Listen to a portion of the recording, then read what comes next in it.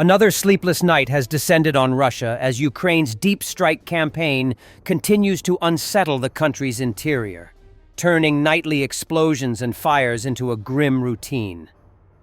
This time, Ukrainian drones have struck the town of Kstovo in Russia's Nizhny Novgorod Oblast, igniting a massive fire in its industrial zone, home to several critical energy facilities.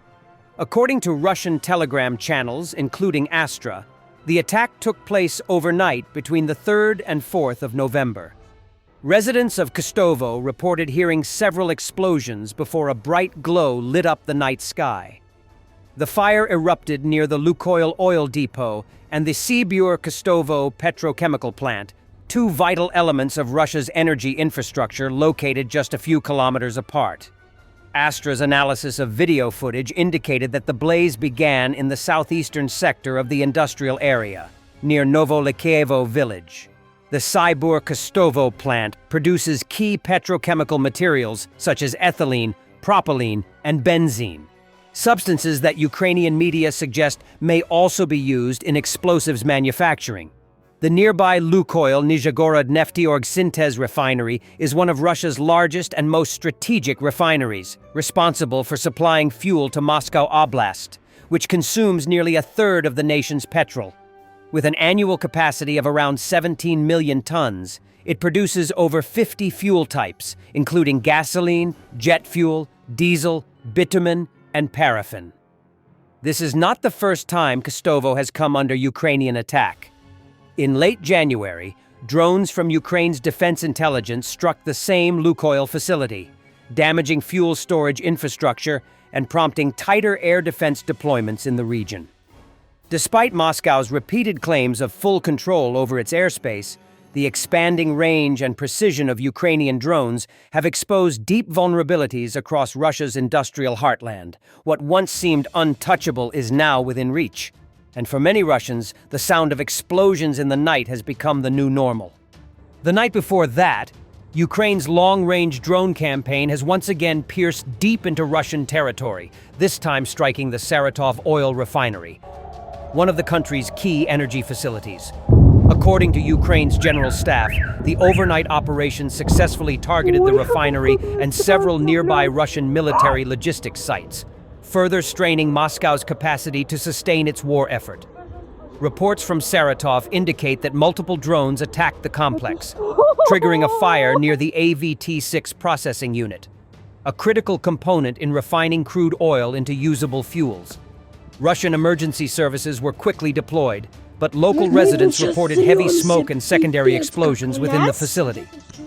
One of the drones reportedly failed to strike the pentane-hexane isomerization unit after becoming entangled in an anti-drone net, a defensive measure Russia has increasingly used to protect vulnerable industrial sites. Despite this, at least one strike hit its target, causing visible damage and forcing a temporary shutdown of parts of the refinery. The Saratov oil refinery is a crucial link in Russia's energy supply chain, producing large volumes of gasoline, diesel, and jet fuel for both civilian and military consumption. Its disruption adds pressure on Moscow's fuel logistics, especially amid Ukraine's systematic campaign to degrade Russia's refining and transport infrastructure. The attack marks another escalation in Kiev's deep strike strategy, demonstrating the expanding reach and precision of its drone operations. From Kursk to Nizhny Novgorod and now Saratov, Ukraine continues to bring the war to Russia's industrial core, where each explosion signals that no distance offers true safety anymore.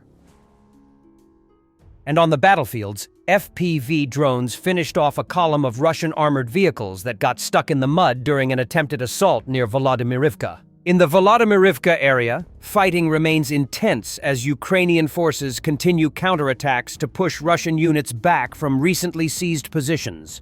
Reports indicate that several Russian assault attempts were repelled, with Ukrainian artillery and drones striking troop concentrations and armored vehicles on the approaches to the village.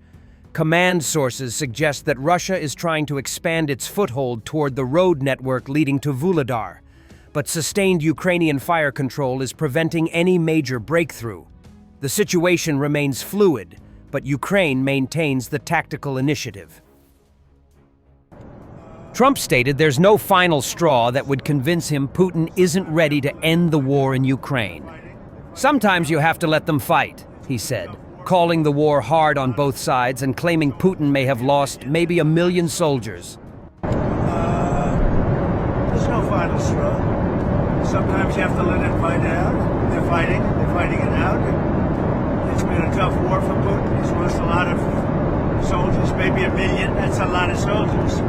Zelensky confirmed Ukraine is already using new domestically produced missiles named Flamingo and Ruta, with mass production expected by the end of the year.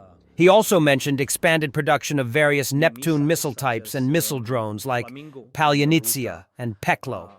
Mykola Yermak, we are doing quite well in the production of our missiles. We are already applying today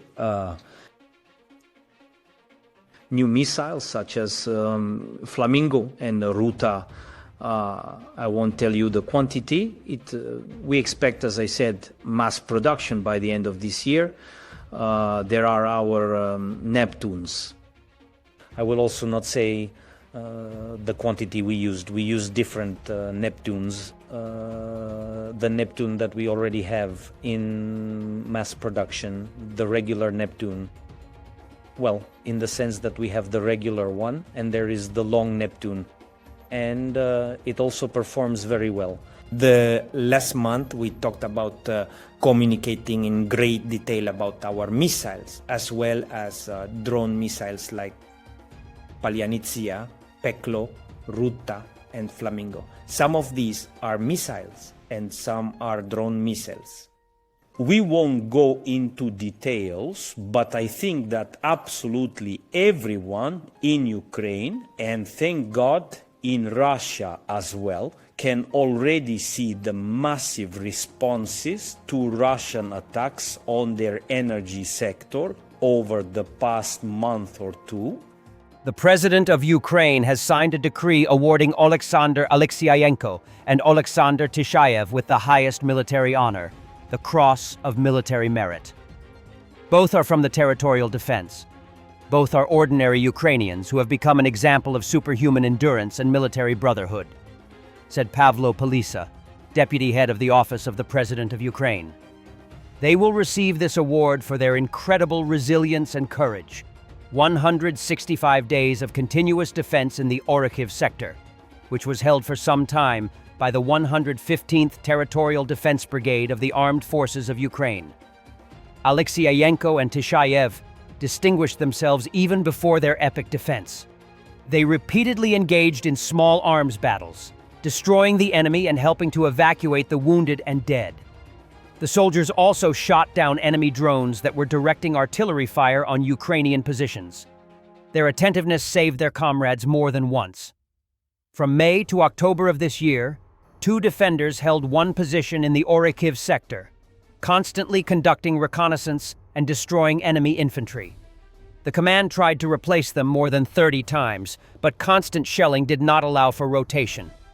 It was only in late October, when the front was covered in thick fog, that the 2 heroes were withdrawn from their positions. Oleksandr Alexeyenko admits that after being wounded, he was able to survive thanks to the support of his comrade in arms. "We survived only because we stuck together. I would not have survived without him," he emphasized. The Cross of Military Merit was introduced by Presidential Decree Number 314/2022 of May 5, 2022. It is intended to honor the defenders of Ukraine's sovereignty, independence, and territorial integrity. This is an award from the President of Ukraine given to the servicemen of the Armed Forces of Ukraine and other military formations for outstanding personal bravery and courage, or an outstanding heroic act during a combat mission, or outstanding success in commanding troops during military combat operations. Recently, the title of Hero of Ukraine was awarded to soldiers who held the line for 67 days. The award was given for the fact that from July 10th to September 16th, 2024, a group of 8 soldiers from Svoboda Battalion of the 4th Brigade, Rapid Reaction Brigade, Rubizh of the National Guard of Ukraine, held their positions in the encirclement for 67 days during a massive Russian offensive on Siversk. Thanks for watching, and don't forget to subscribe. Also, if you want to support Warthog Defense, please become our member and get early access to new videos, exclusive members-only videos, and become administrator in comment section. The membership link is in the description. Rescues every day. We had a guy last week at 6 rescues in 6 days. You know, he's doing the job every day.